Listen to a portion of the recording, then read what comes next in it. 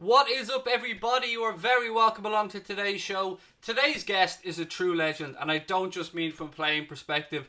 This gentleman had a fantastic international and club career, has worked as a director of football, advised his government, as well as his fantastic work as a broadcaster for numerous media outlets. Ladies and gentlemen, our guest today is the one and only Jan Aage Fjortoft. Jan, how are you, sir?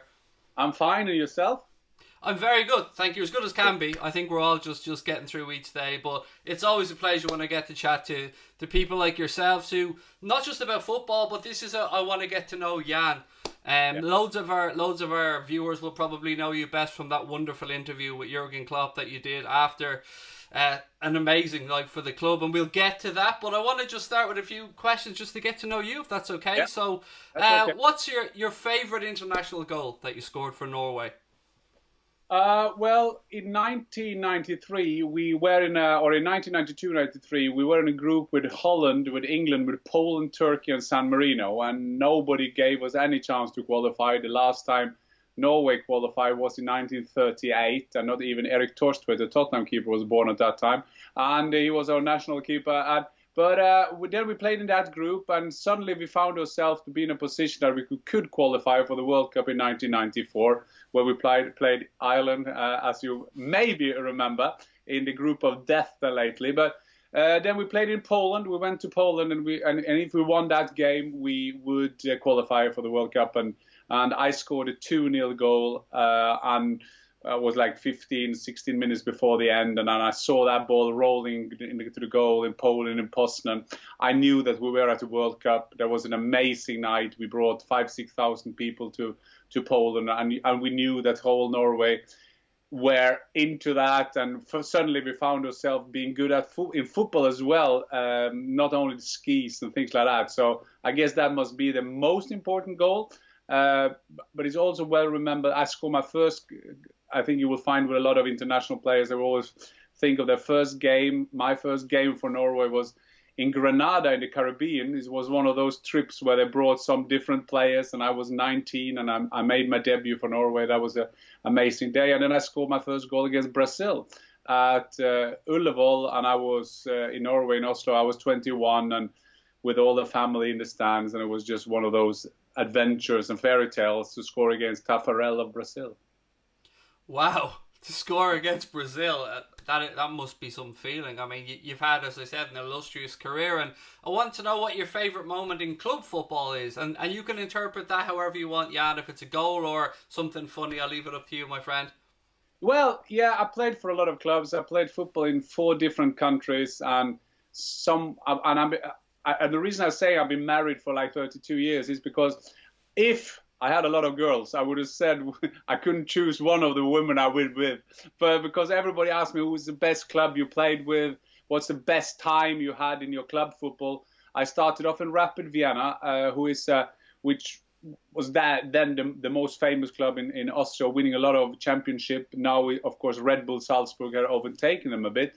And then I had 4 clubs in England, which means that I can never say which one of them will be my favorites. I always follow my 4 clubs in England. But I had a goal in first Premier League goal was very decisive for me, because when I came to England, I was struggling a bit.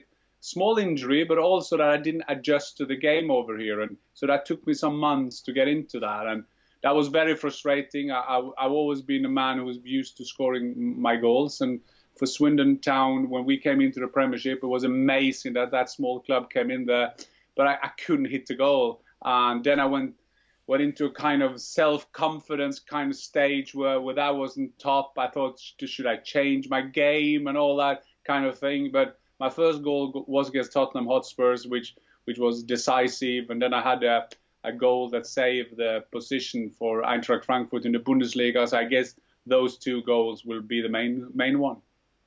Yeah, I remember. I'm old enough to remember Swindon Town. I'm old enough to remember your career. I'm old enough to remember Ireland qualifying for Italian 90, which absolutely changed my country for the better in a footballing perspective. And I know you've got your coaching badges, so I wanted to ask if you ever think, I know you worked as a director of football, if you ever think that you may get back into the game in a coaching sense.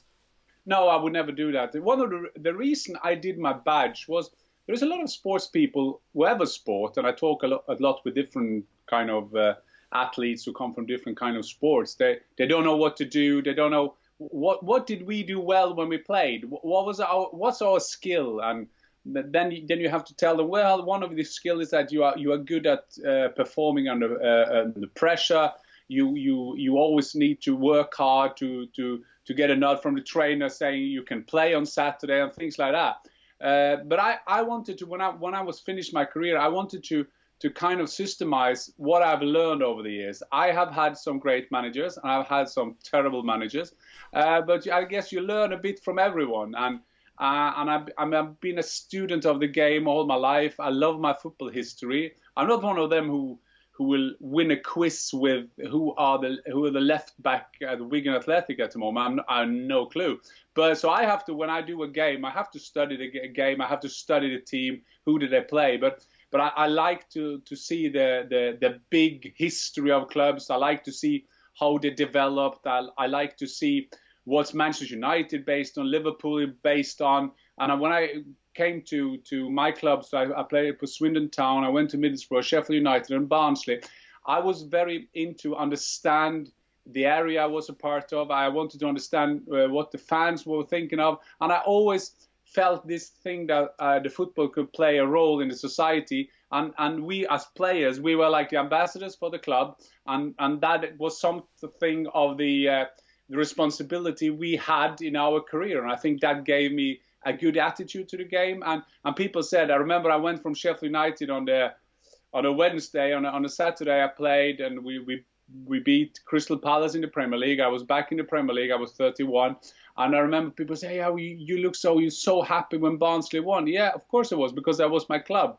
I had to give everything for that club. They had spent money. They have invested money in me, and that's what you have to give back. And I love it when I see players or I see managers who kind of, you see, they understand the fans, they understand the part football should play in a city. And of course, you now have the best ambassadors of them all in Jürgen Klopp, who understands the area and understands everything. But you have other managers doing that as well, and I love to see that.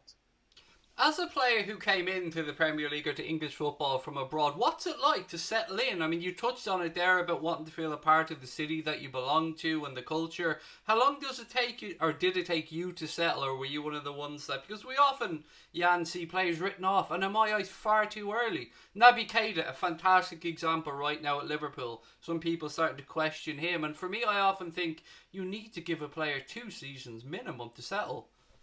Well, especially it depends which position you play. For me as a striker, it's all about that first goal, because then people will stop saying he can't score. And I touched it in, and I said in the first game we played Sheffield United away from home, I got an injury. But if I was sensible, if I were wise, I would say to the manager, listen, I can't play on Wednesday. I'm injured. Maybe next time it will take me 2 weeks to come back. But I kept on playing, and it got worse and worse. So I guess that depends on the players. You have some players who are doing it straight away. That could be a guy that it's nothing to do with the intellect or intelligence. It's just some players, and I would love, sometimes I always love to be one of those who just go in there, enjoy their game, they do their stuff, and they produce for your club. So I think it's very individual.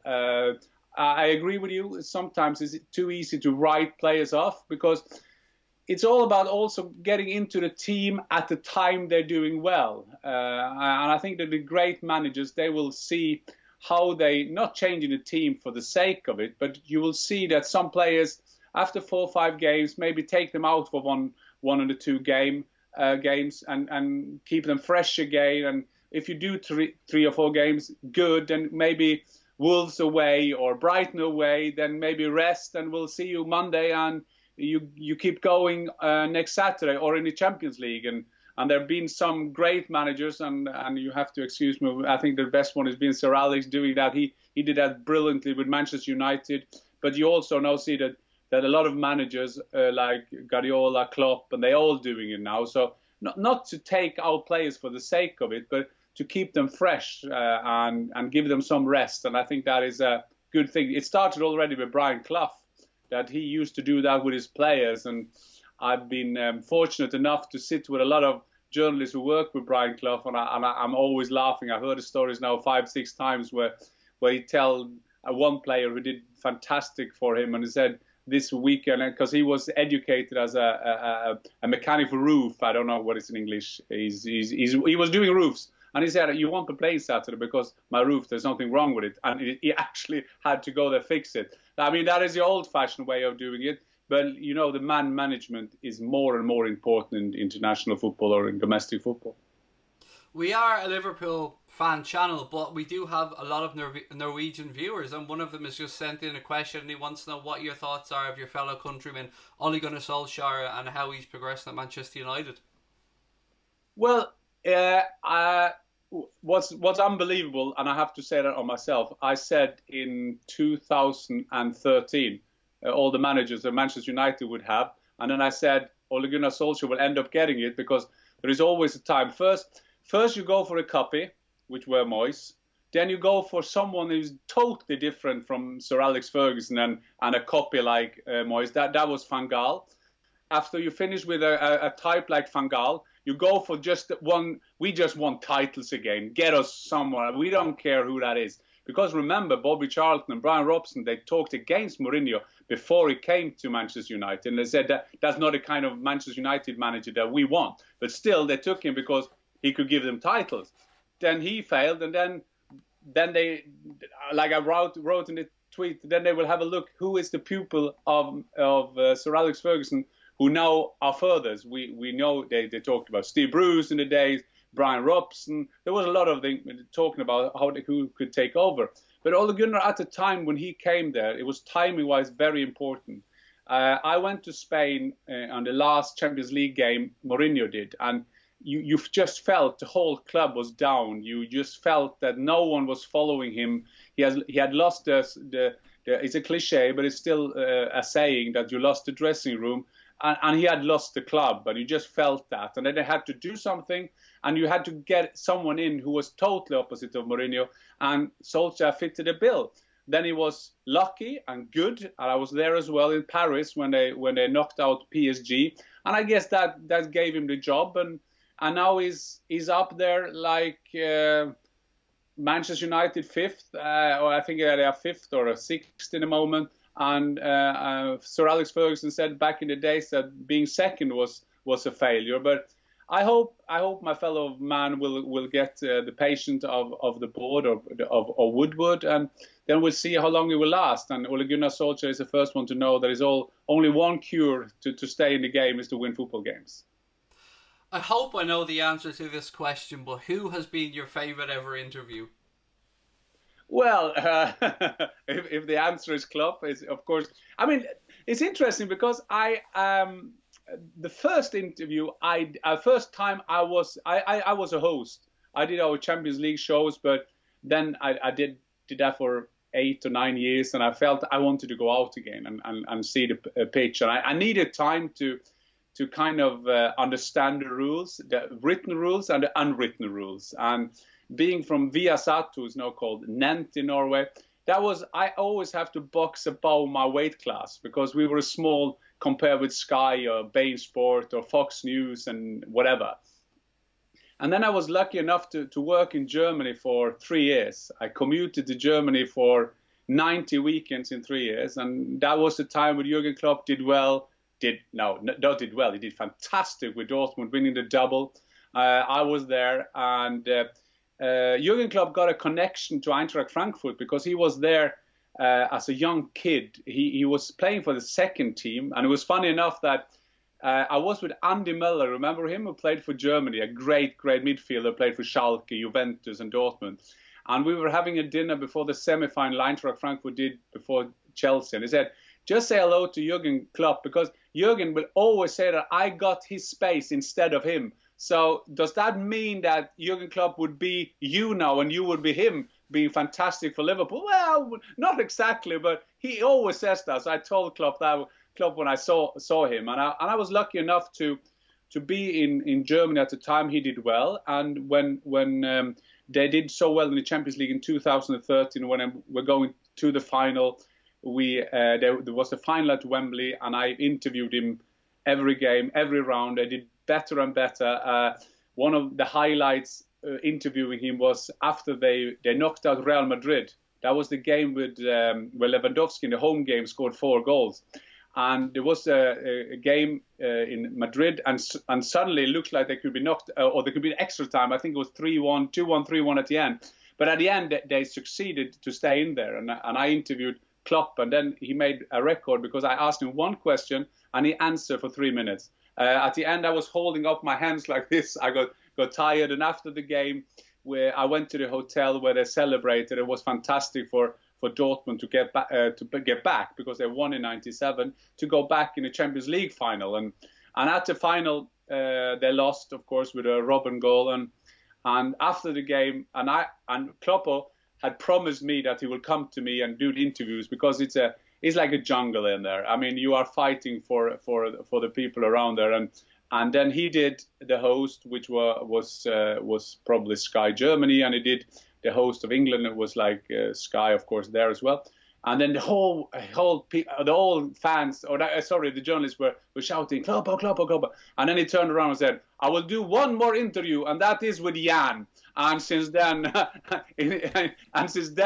I have been his loyal follower, and he's always great to interview. They all got a different kind of style, the managers, but the Klopp, when he will come, he will give you everything. And what I like with Klopp, and there's some other managers as well, Pochettino does the same, but it doesn't matter if you win or lose. He will come there, he will make a fair analyze of the game and do his stuff. And Klopp knows the business. He knows he's a great coach, but he also knows that he's an ambassador of Liverpool, and he's also an entertainer of the football world.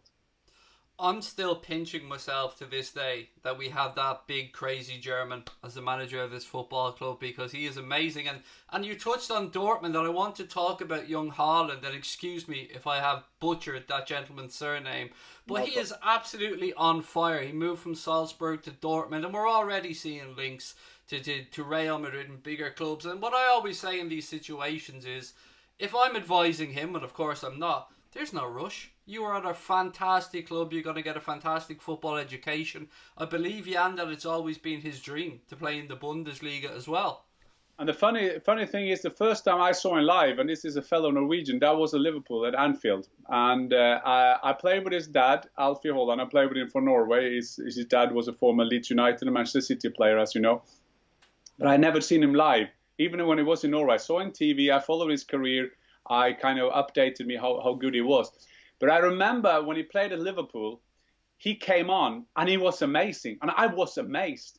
Not only the goal he scored, that was unbelievable as well, because he was just on his own and he played Van Dijk, not a bad defender, this Van Dijk guy. And he was just all on his own. And if they saw him, if the Salzburg players had a vision, and the people he's having now around him in Dortmund, they got it, a Royce or a Brandt or a Sancho. This vision they have, so they put him in the right position. His runs are fantastic. And I remember after the game, because that's the first time at Liverpool, well, they'd probably be mad at me, I knew, but that was the first time I felt they were mad at me, because I asked Van Dijk, you won the game 3-2, didn't you? And Haaland scored one of the goals. And I said, I have to ask you about young Haaland. And Van Dijk didn't like that, because young Haaland, to be fair to him, he had a good time playing Van Dijk. And he said, well, we won the game, didn't we? Yes, but I just want to know, what do you think of, and blah, blah, blah, blah, and then blah. And then he said, I didn't see him a lot. And then I said, as a member of the striker union, I said, well, I guess it's a good sign for a striker when the defender didn't see him. And then he said, okay, and then he went off. But that was the first time I saw him live, and the way he timed his runs is unbelievable. Got a great attitude to the game. He loves his football. He's passionate about his football. And he got a good advice from his dad. And he went from his little club, Bryn in Norway. Then he went to Molde at that time, being managed by Ole Gunnar Solskjær. So you can imagine how hard it was for Manchester United not to get him. Then he went to Salzburg instead of going to one of the big clubs for the first time. Then he did ever so well in the Champions League, scoring 8 goals for Salzburg, then another 2 for for Dortmund against PSG, of course. But then he chose to go to Dortmund because he felt that is the best arena for me to develop as a player. And I think that is very wise of a young kid, and is very wise of the team around him. And there is no limits for this guy. He can get as further as he can.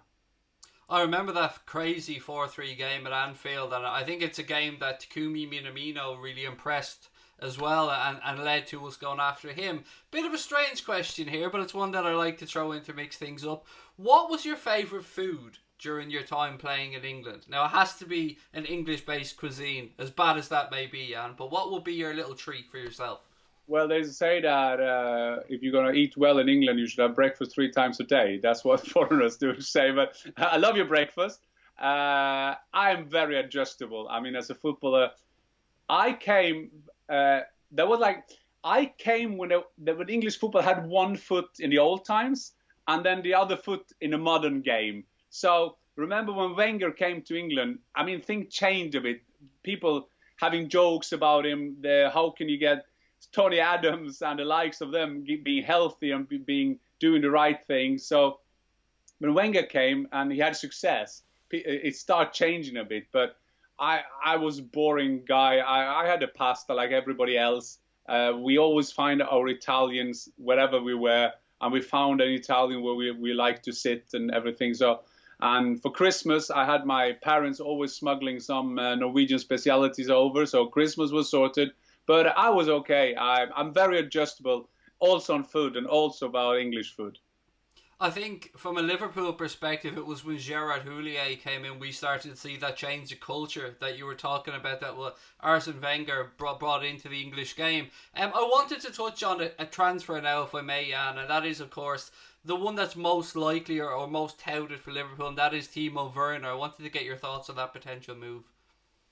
Well, I had my people in Germany. I know a lot of the people in charge of the different clubs, and sometimes they're right and sometimes they're wrong. I always try to say when I've heard something, I said I've been told, and sometimes I say it will happen when some players.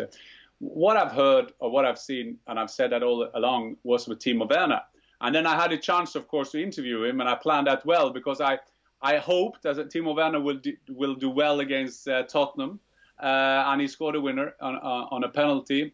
And I knew Timo Werner just from seeing him when I worked along German football and being on a TV show over there. So I didn't know how far he would go, but by all means, I mean, the love he felt for Liverpool and Klopp at that interview was unbelievable. And he said, he more or less said, "Come and get me."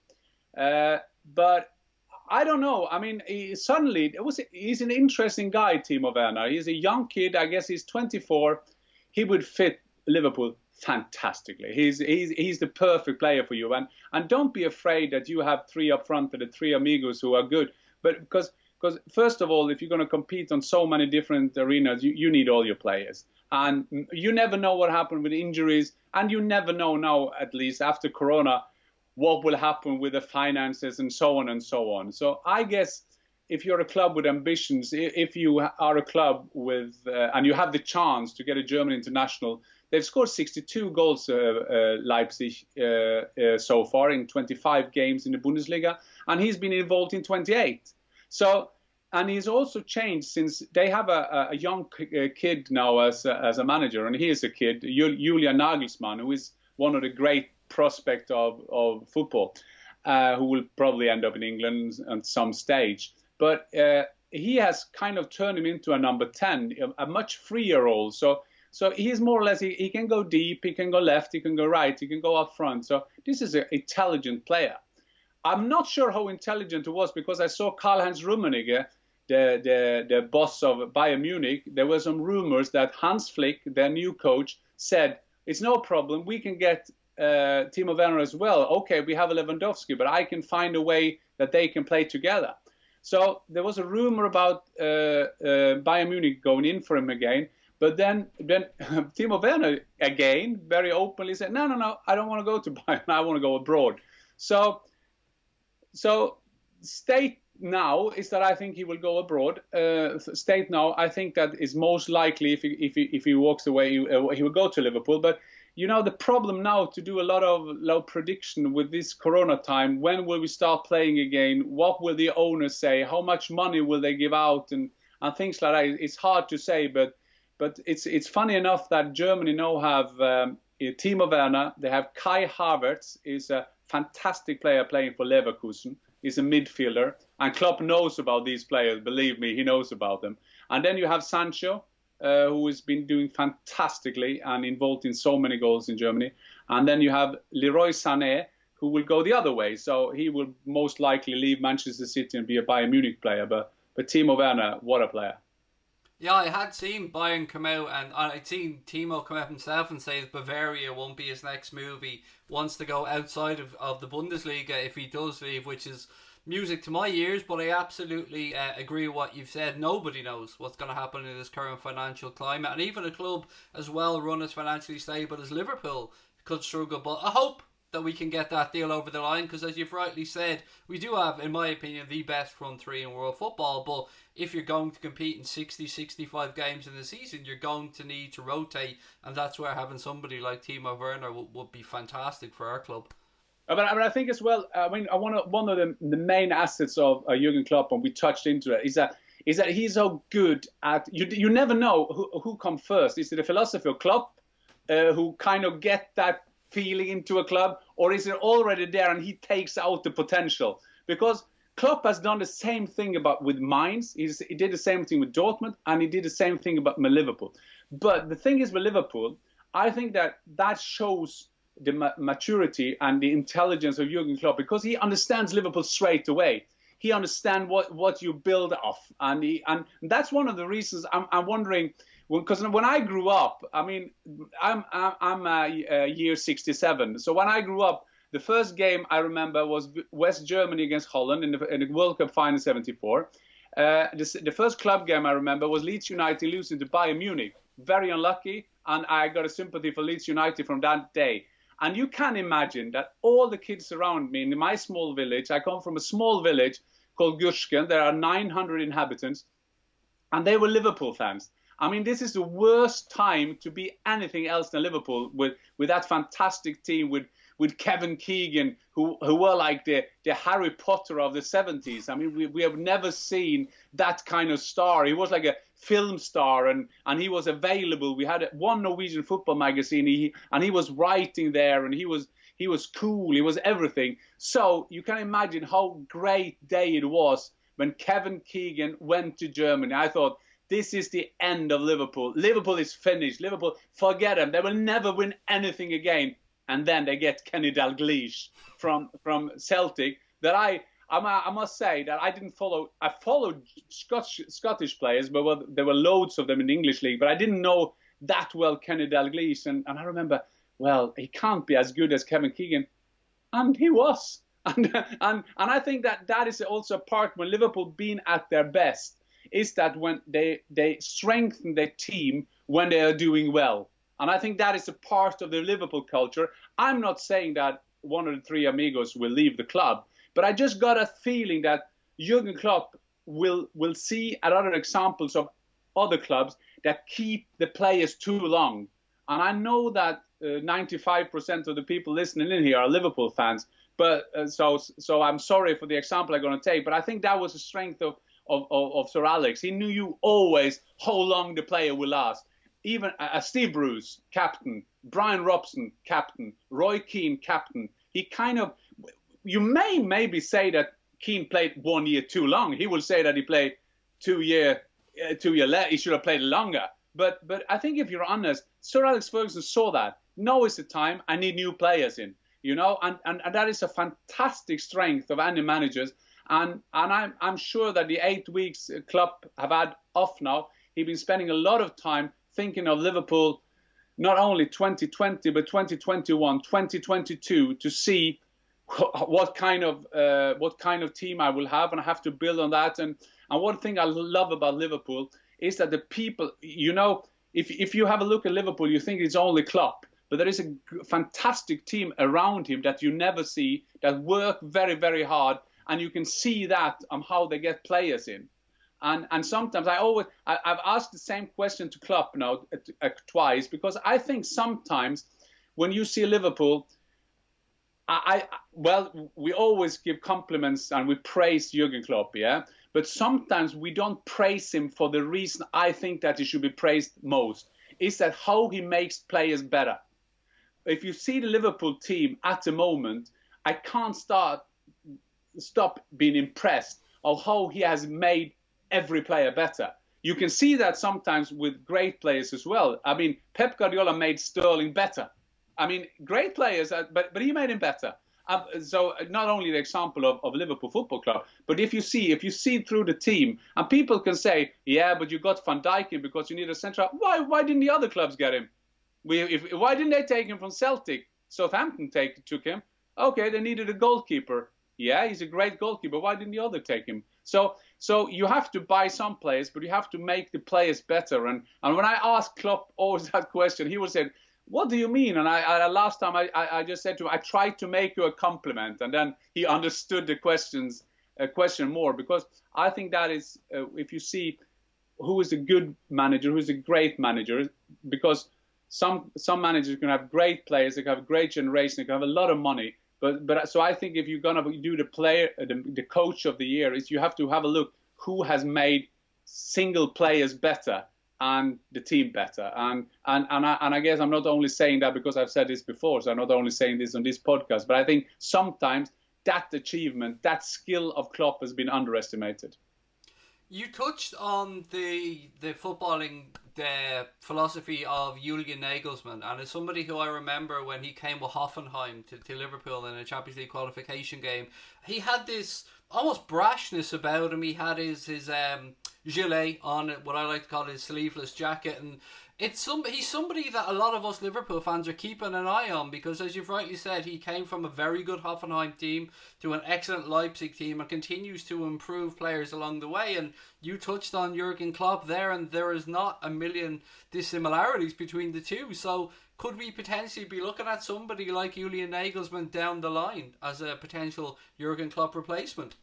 You could at the moment. Okay, well, let's think that now we are in 2020. I could think Klopp will stay at least next season, the season after that. And then maybe sometimes he will think that I have to do the things that a German need to do. I have to coach Bayern Munich once, and I have to coach the German national team once. And then you just find the right timing. And I'm sure that Jürgen Klopp, I'm sure that the owners and the staff around Klopp will be wise enough to have him in that discussion, who can come after him. And it's funny, isn't it? Because when Klopp is doing so well now, every coach doing well now in Europe has something directly or indirectly something to do with Klopp. Either Tuchel, who has been in Mainz and Dortmund, or you have Rose, who came from Salzburg and he was at Leipzig, and things like that. You always find the small connection. But I think you're right.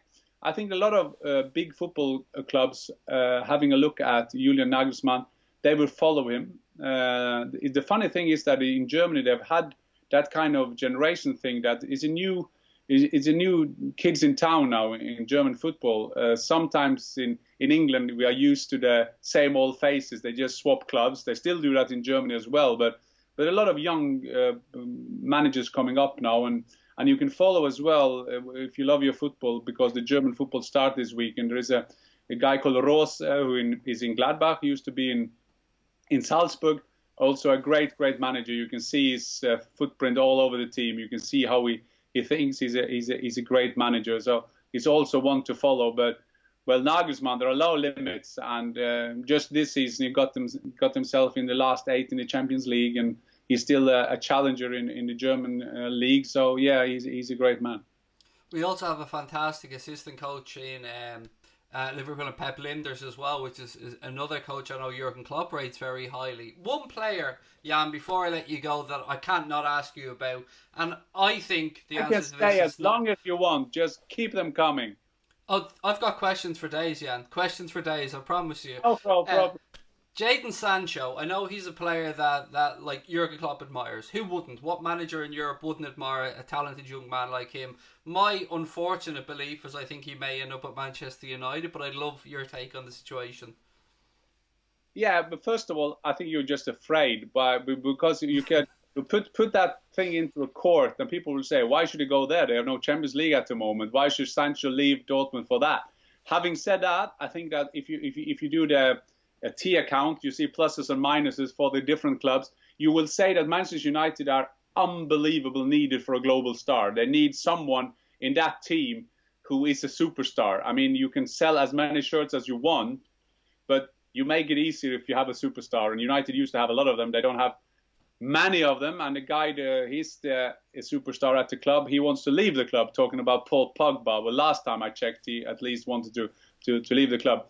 I will tell you a story. I went to Signal Iduna Park, and I was sitting before the game, and I just want to say how hard it is to do rumors and links and things I heard. So I sat down and I had a small meal, and over came a local journalist who's been around for 40 years, and he said, you know, Jan, and I asked him about Sancho. I said, what do you think will happen to Sancho? And he said, definitely going to Manchester United, 100%. I just talked to people inside the club now, and they are negotiating, 100% true. And I say, are you sure? Because this is big news. I won't quote you, but is that true? 100%, Jan. I talked to one of the leaders of the club, and this is a very reliable journalist in Germany. So I'm sitting there. So this other guy come over, a bit younger, and I said, listen, I tried to make a tweet now because I got some good information, and the older journalist was listening, and he said, where do you think Sancho will end up?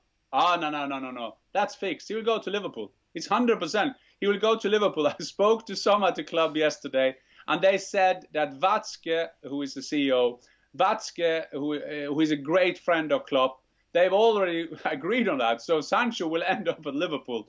And I was thinking, how can I do this? And I tried to make a funny joke out of it, that I have the best sources in the world, and someone sent him to Liverpool and the other one sent him to Manchester United. But I think that he's a fantastic player. You say he's a modern player, because with his speed is unbelievable.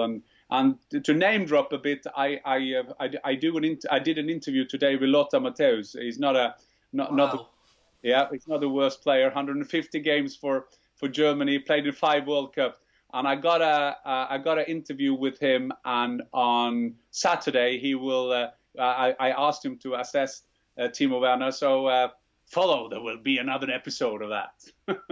That's fun. Lothar Matthäus, what a legend of the game that man is. I remember growing up watching him and just being in awe, and just somebody who I think, even as well known as he is still underappreciated for just how good he is. I want to finish up by asking you what your signature or favourite go-to dance move is, because everybody has one. I mean, we're all dads now. You're a father, I know. I'm a father, so with Aage we have the dad shuffle. You know, we've got but I'm sure a man like yourself has a go-to dance move. We've seen Klopp break them out from time to time. So what would be yours, Jan? Well, I would start like this. I got a little brother, a little sister. My brother, he works in a bank, and he was not happy with his life. He felt that I had to do something else. He felt he wasn't crazy enough. So he said, I'm gonna learn to play an instrument. I'm gonna form a band. I'm gonna learn to make a song, write a song. And the guy did well. He learned to play the ukulele, and then he formed a band. And Mugs of Norway, he called himself. And then he did a song, and he made locally a great hit. And the hit was, I Will Never Dance Like My Dad.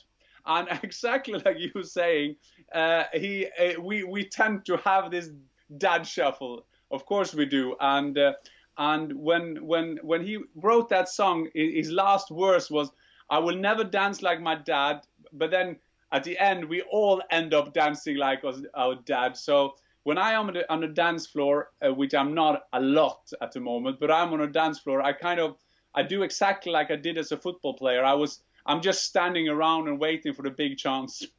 I think that using my hands somehow. So I'm not the best dancer in the world. Jan, I so appreciate you giving up your time. And story. Can I tell you one story? oh, please do, my friend. Story about Liverpool, because I've always been in Liverpool. We have to talk about. You haven't asked me about Klopp or talk about sex.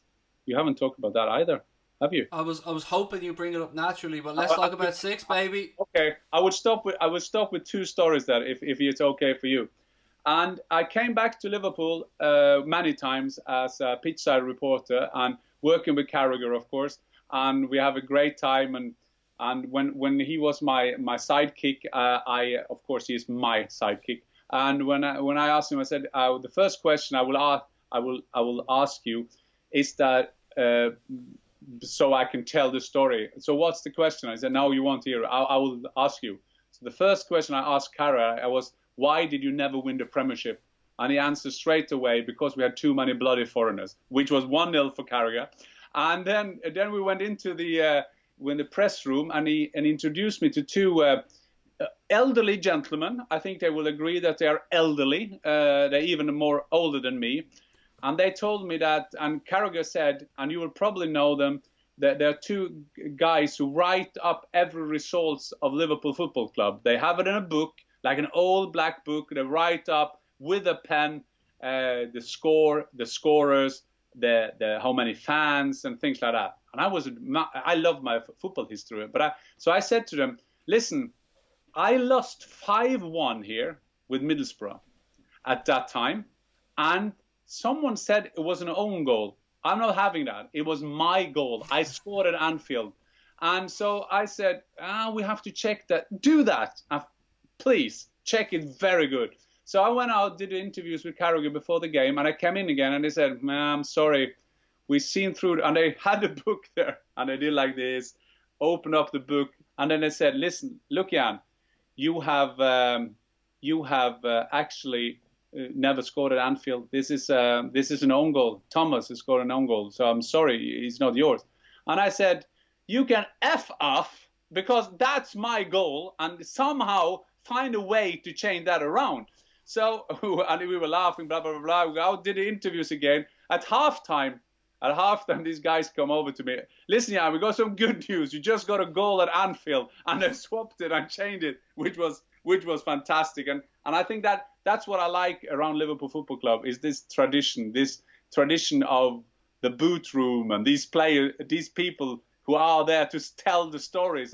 And somehow, I just know the club from the Champions League nights, and maybe it's special there. But somehow I got a feeling that there are so many ambassadors reminding people of the history of Liverpool Football Club, which I find with a couple of 3 different clubs that they do that. So that's what I like about them. But I tell you the story at the end of our Klopp in the Champions League final, and it's like this in Champions League, because we fight so hard to get the interviews. And I'm just from Viasat. I'm from Norway. There are 5 million people there.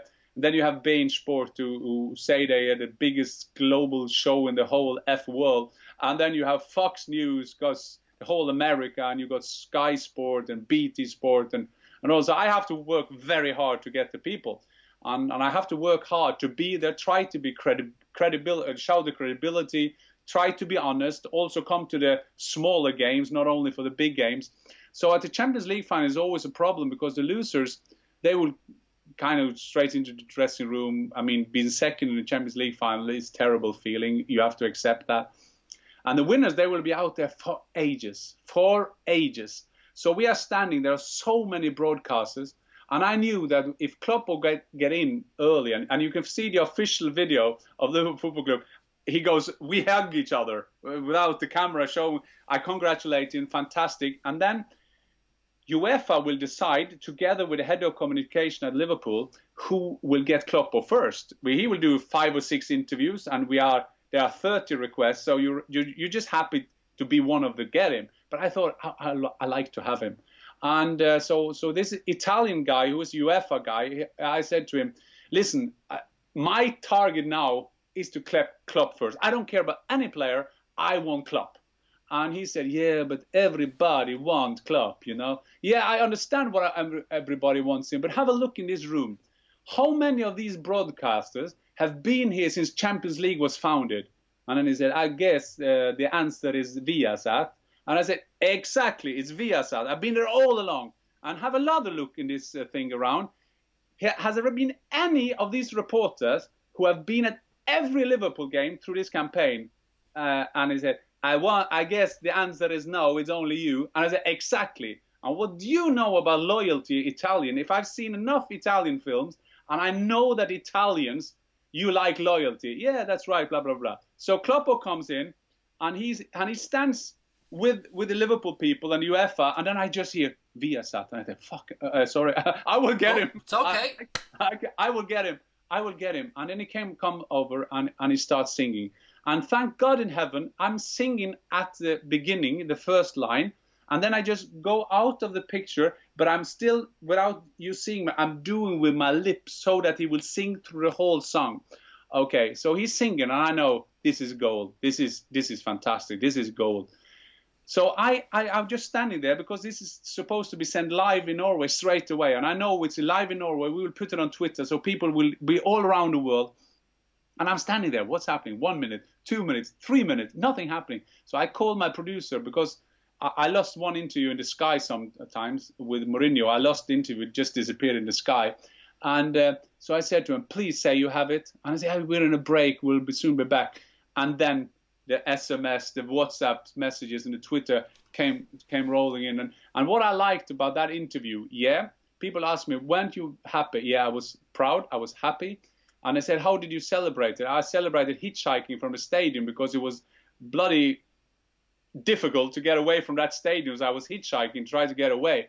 But what I was so proud of, and I was so good, was that Klopp showed what football is all about. He showed the passion. He showed not only at the end of the day and the number 6 did well for us and we did this and tactically. Who cares after you won the Champions League? It's all about passion. It's all about showing that. And that Klopp did that. That I'm proud of, that he did it on our platform. And I guess that must be, together with the semi-final when I had all the Liverpool players over, be the highlight. And so it's no coincidence that I say that now when you sit there with all your red and white colours. You know, I took that image and I got our graphics guy, Connor, who runs the channel with me, to use that for the thumbnail. We changed Kloppo's head to my head because it's such an iconic moment, Jan. You mentioned Jamie Carragher being your mate. He is somebody, and you fought for your interview. I'm working hard to try and get Jamie Carragher, so someday maybe you could give him a little nudge and let him know we're okay. But Jan, Jan, it has been one of the most fun interviews I've ever had the pleasure of conducting, sir. Thank you so much for taking the time to come on and have a chat with us. I wish you and your family lots of love and most importantly health and happiness, sir. If there's anything you want to let the viewers know about with the Bundesliga coming up at the weekend, please go right ahead.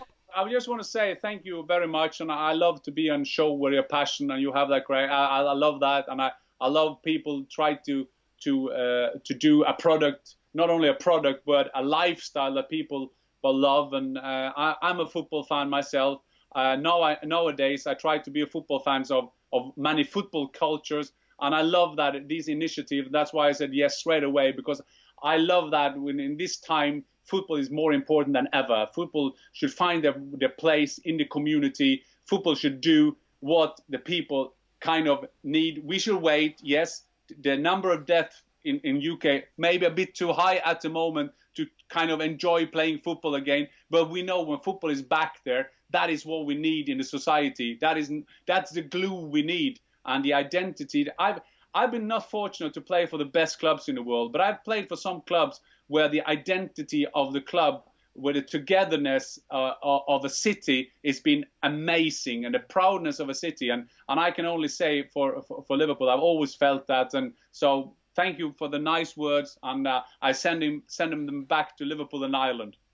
Thank you very much, Jan. I'm going to carry on and get stuck into some Liverpool news with our subscribers. Cheers. But thank you so much, Jan, and lots of love for you and your family. Bye-bye. Bye. Bye.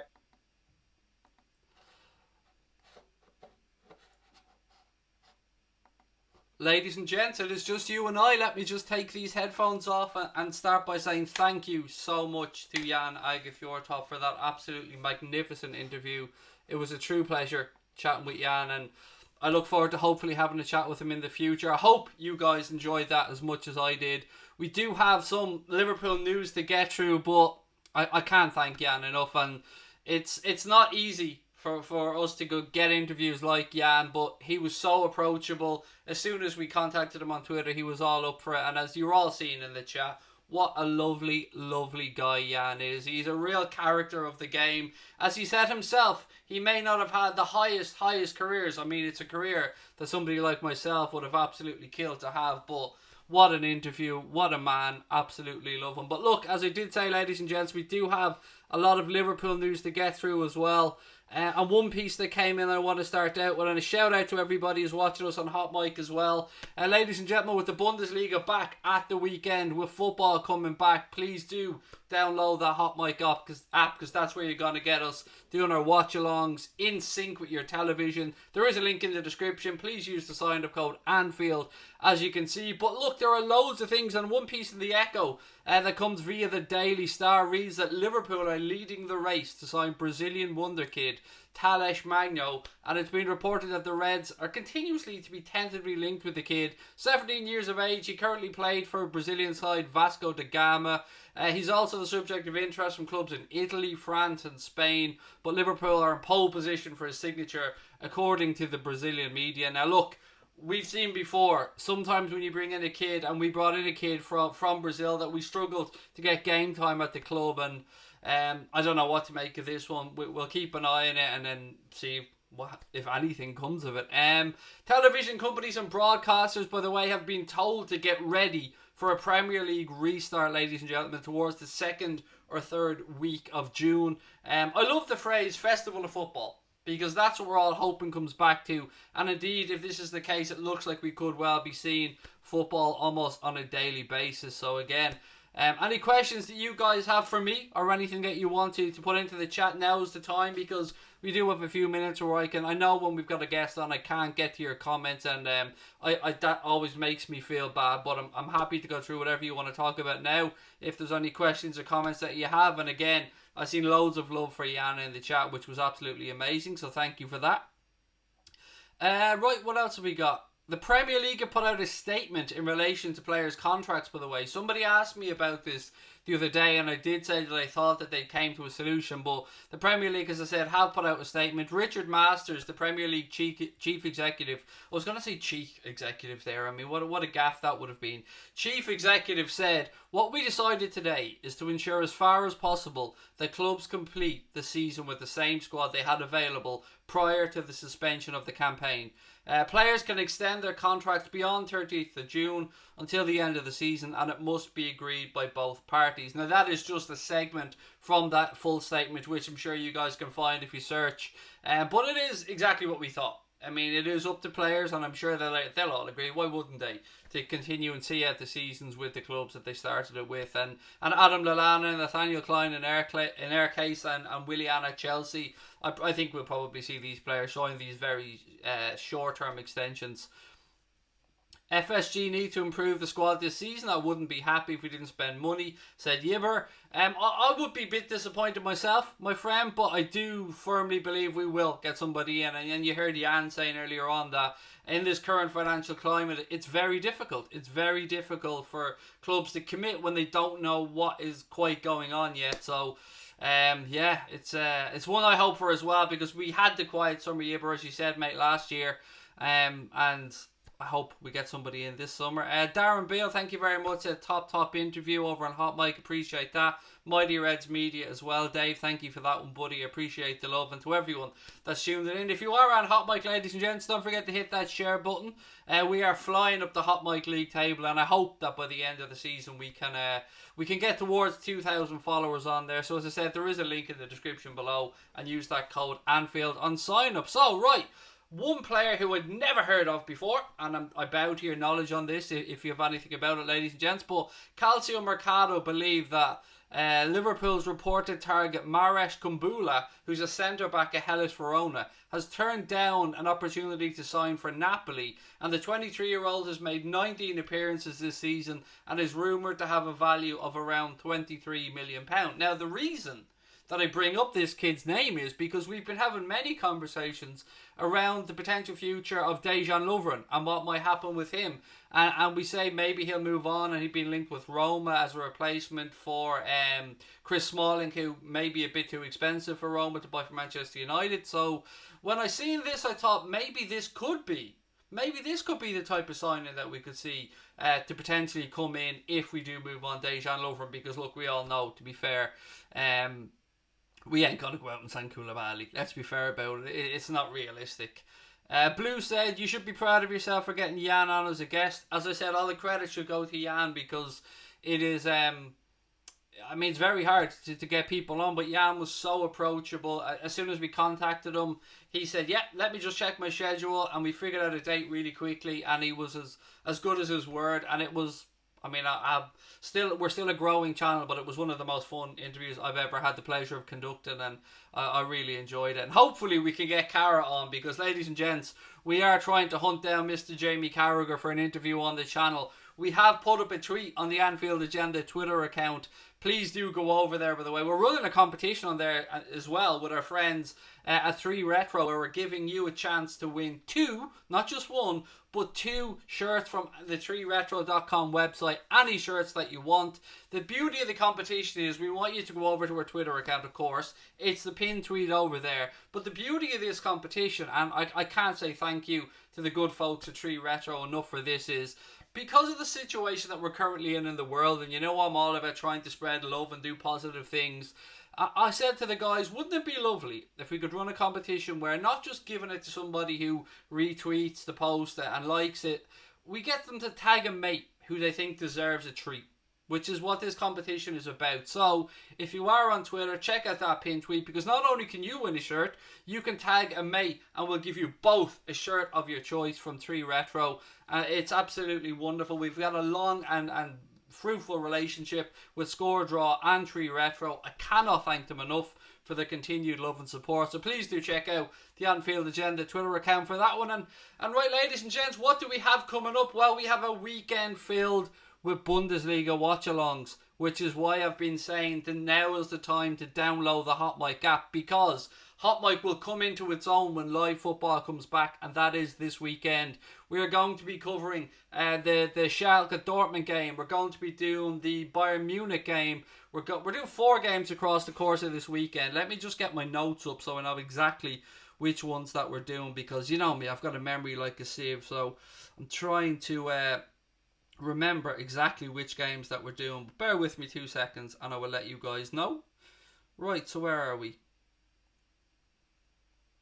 Right, what are the games that we are doing? So, as I said, we're doing the Schalke against Dortmund game. We are also doing Eintracht Frankfurt against Borussia Mönchengladbach. That one is on Saturday at 5:30 kickoff. Union Berlin versus Bayern Munich. We're doing that on Sunday. And then on Monday night, we're doing Werder Bremen against Bayer Leverkusen. So we have a bit of a Kai Havertz watch as well there. And the beauty of the Hot Mic app is, firstly, it's free.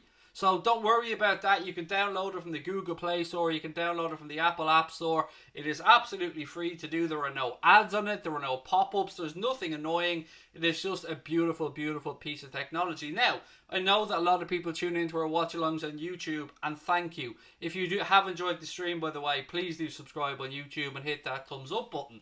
But with Hot Mic, you get to watch the game in your own time, in sync with our commentary. Now, what do I mean by in sync? So you download the Hot Mic app, you put in that welcome code Anfield that you can see on the screen there, all capital letters, all one word, and then that brings you through, asks you to give us a follow, click on that, then you'll see the list of games coming up. So let's say on Saturday you want to tune in for the Schalke Dortmund game. Click on the game, click on Anfield Agenda, and then you'll see a big button, a big roundy button. It's called a sync button. That button, press it, it will listen to your television and it will know where the commentary is or what point you're watching the game. It'll sync up my commentary or whoever your favourite broadcaster's commentary on Hot Mic is directly in time with your television. It is a wonderful piece of kit. Hot Mic has a live chat function, has everything that you guys can use on YouTube as well, and I really do hope you give it a try, because it helps us out massively as a channel by you guys going across and giving it a try. But look, we'll be back, as I said, on Saturday. Our stream will start at 2 p.m. UK time for the Schalke Dortmund game. Hope you guys can join us for that. Thank you so much to our guest earlier on, the one and only magnificent Jan Aage Fjortoft. Lots of love to each and every one of you guys. I hope you all stay safe, and we will catch up with you on Saturday when football is back. And I'm so pleased to say that football is back, ladies and gentlemen. Lots of love to you all, and I will see you on Saturday.